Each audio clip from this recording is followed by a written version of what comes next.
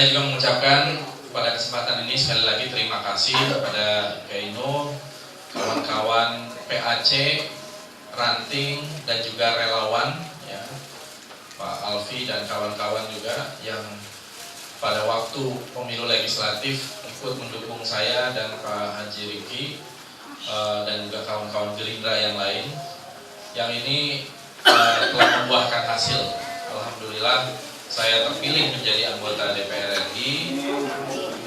Kita ingin mereview sedikit bahwa tujuan kita berbangsa dan bernegara adalah apa sih gitu ya. Kenapa kita dulu tidak membiarkan saja Belanda yang memimpin kita.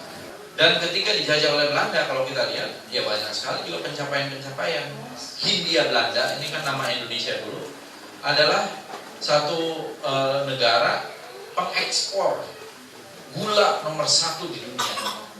Zaman Hindia Belanda, kita ini eksportir gula nomor 1 di dunia, bukan hanya di Asia. Zaman Belanda itu. Kemudian pengekspor pala, pengekspor ini. Jadi kalau kita dari sisi produksi pertanian di zaman Belanda itu kita nomor 1, gitu. Kalau dibanding sekarang kalah gitu. Apakah ini artinya namanya kemunduran? Ini adalah pertanyaan-pertanyaan kepada kita. Tetapi seperti kata Bung Hatta, untuk apa kita mempunyai sebuah negara atau mempunyai satu bangsa yang merupakan embel-embel dari bangsa lain?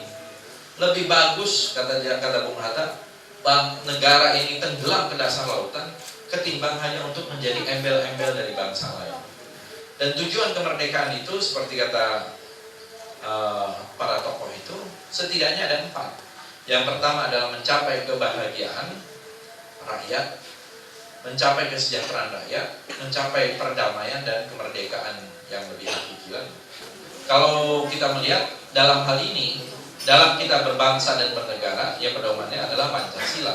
Yang Pancasila itu sebenarnya sudah juga diakui oleh para tokoh-tokoh dari kalangan nasionalis, kalangan agama, Ki Bagus Hadikusumo dari Muhammadiyah, Hasyim Asy'ari dari kalangan NU, dari semuanya sudah.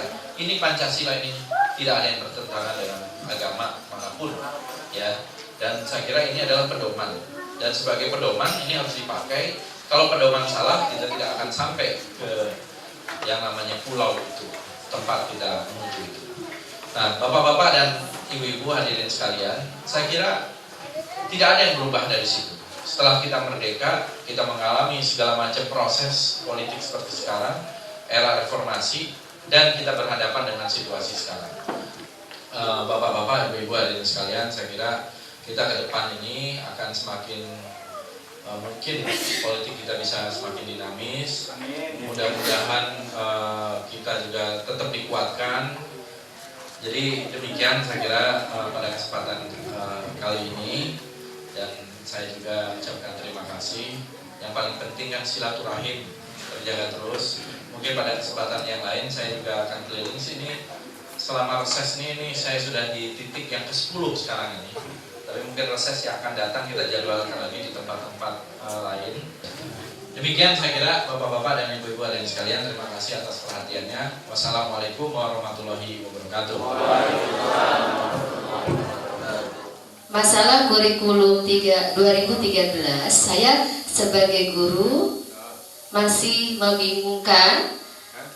Saya dengar dari Wakil Presiden mengatakan kurikulum 2013 itu hanya ditunda, hanya akan direvisi ke depannya.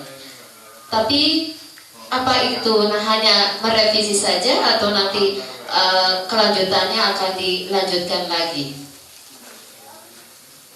Karena saya sebagai guru merasa sedikit kesulitan untuk menerapkan kurikulum 2013 ini. Saya kebetulan menjadi Ketua Kampus Silat Jampang di Kecamatan Kemang yang membawahi 20 perguruan pencaksilat. Saya seringkali minta bantuan ke pemerintah, bukan bantuan ini, dukungan, bukan bantuan secara finansial, tapi dukungan. Untuk itu kami mohon, kebetulan Pak Fadi juga bergerak dalam bidang kebudayaan, mohon ya untuk turut sertalah bersama kami membangun pencaksilat. Kalau bersedia nanti kita akan masukkan sebagai ketua pembina pencaksilat Kabupaten Bogor. Jadi Bu, memang terkait dengan kurikulum 2013 ini juga memang membingungkan. Lepas dulu apa isi kurikulum 2006-2013? Kan seharusnya ada pembicaraan. Pembicaraan mengenai kurikulum 2013 ini kan sudah lama ya, dilakukan oleh menteri yang dulu. Saya mengatakan kemarin itu jangan ganti menteri, ganti kebijakan. Nah, kurikulum 2013 juga banyak dikritik memang, tapi sudah ada perbaikan-perbaikan. Saya tanyakan kepada beberapa ahli pendidikan yang juga kebetulan dekat dengan banyak ahli pendidikan Islam juga, yaitu Profesor Arif Rahman yang juga Pak Keno kenal baik. Menurut Pak Profesor Arif Rahman, kurikulum 2013 itu awalnya memang jelek, banyak masalah, tapi sudah diperbaiki. Nah, memang yang banyak menentang tuh justru sekolah-sekolah dari tempat lain. Jadi mestinya didudukkan dulu seperti apa. Sementara training-training sudah banyak. Jadi Saudara Anies Baswedan, saya waktu itu juga sampaikan, kok main menghentikan, harusnya diundang. Yang kedua, mestinya juga ada pernyataan dari Wakil Presiden juga akan diberlakukan, ditunda tapi diberlakukan. Ini juga membingungkan. Jadi pemerintah ini kayak lagi belajar gitu ya, lagi coba-coba gitu. Ini yang membahayakan. Kita ini jadi kelinci percobaan gitu ya. Harusnya duduk dulu, jangan ngomong dulu ke publik, intern saja dulu. Masa harus diajarin kayak begini kan gitu ya. Jadi intern dulu, dudukan kira-kira di mana, baru keluar tuh satu suara. Ini antara Menteri Pendidikan dengan Wakil Presiden lain suaranya. Ini yang kita sangat sesalkan. Jadi nanti setelah masa sidang kedua, nanti Menteri Pendidikan akan kita panggil ke DPR untuk menjelaskan maunya apa. Kita tahulah di belakangnya juga banyak kepentingan. Ada kepentingan yang mungkin tidak enak untuk diceritakan, gitu ya. Tapi pada dasarnya kalau satu kebijakan sudah diambil, sudah ditetapkan, jangan kemudian langsung dirombak karena tidak suka dengan kebijakan sebelumnya. Mana yang bagus harusnya diteruskan. Kalau jelek baru ditinggalkan. Nah sekarang ini tidak dijelaskan jeleknya di mana, bagusnya di mana. Gitu. Silat itu saya kira memang salah satu budaya bangsa yang sangat penting.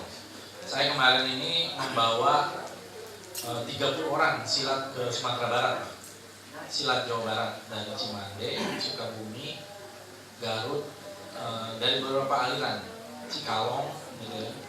Tapi silat tradisi, silat tradisi saya bawa ke sana. Di sana juga ketemu dengan silat tradisi juga. Nanti yang di sana, karena hanya ada 2 provinsi yang silat tradisinya kuat, Jawa Barat dan Sumatera Barat. Kebetulan cuma 2 provinsi yang kuat sekali. Nah, di Cimande saya juga kan ikut menjadi pembina di pusat pelatihan di Cimande. Dan kemarin baru dalam reses beberapa hari yang lalu saya juga menghidupkan ada pencaksilat di daerah Cisarua. Jadi saya siap aja kalau untuk kegiatan pencaksilat, karena menurut saya ini satu kegiatan yang bagus, yang penting, yang mungkin di sini juga ada silat, ada ya. Di sini Cimande ya.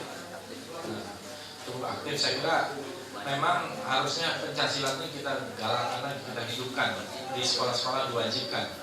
Bukan kungfu, bukan karate, bukan ini menurut saya. Kalau ada karate itu harusnya jadi opsi kedua. Opsi pertamanya harusnya pencaksilat. Gitu. Jadi kalau silat udah ada, baru ada karate itu lah. Itu kan karate dari negara lain. Tapi kalau silat kan dari kita. Nah, jadi saya siap aja kalau untuk kegiatan pencaksilat. Dan kebetulan juga Pak Prabowo adalah ketua umum IPSI, sudah periode ketiga sekarang ketua umum IPSI, dan di bawah beliau juga banyak prestasi-prestasi internasional. Ya. Saya kira demikian ya Bapak-bapak, Ibu-ibu. Saya ucapkan terima kasih atas silaturahim dan dialog. Demikian, wassalamualaikum warahmatullahi wabarakatuh.